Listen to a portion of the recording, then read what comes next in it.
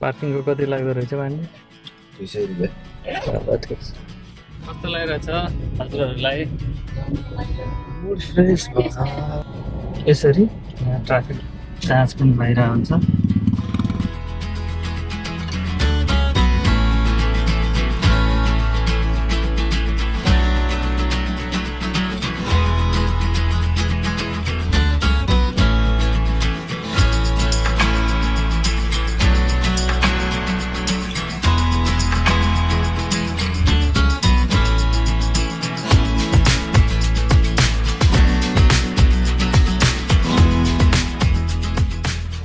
अहिले चुनढुङ्गा आइपुगेका छौँ।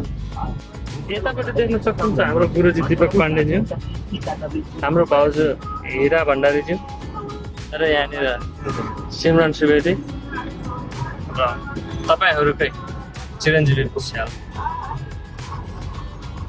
र यो हाम्रै बाटो त्यो जस्तो भए पनि यहाँ चाहिँ ड्यामहरू यो मसँगलीको ड्याम हो। यहाँबाट बिजुली उत्पादन हुनलाई यहाँबाट पानी यहाँबाट स्टोर गरेर अनि लगिन्छ मुगलिन लिएर। जस्तो बियर खानु थाल्नु एक गिलास पानी खानु 10 मिनट अगाडि, त्यसपछि फेरि अरू बियर खानु मन थियो क्या। त्यसपछि अर्को जीवन जल म्याक्सिमम शरीर हाइड्रेट भइरहन्छ, नर्मल भइरहन्छ।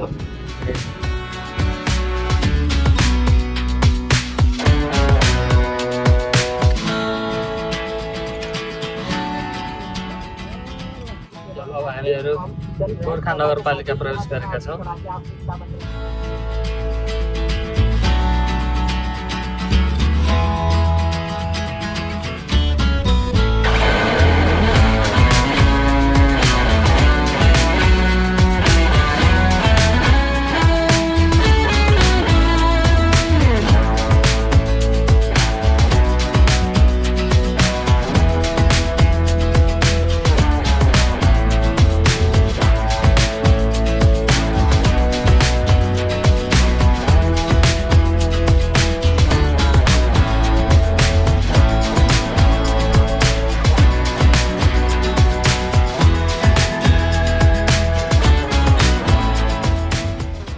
गोर्खा म्युजियम जाँदैछौँ।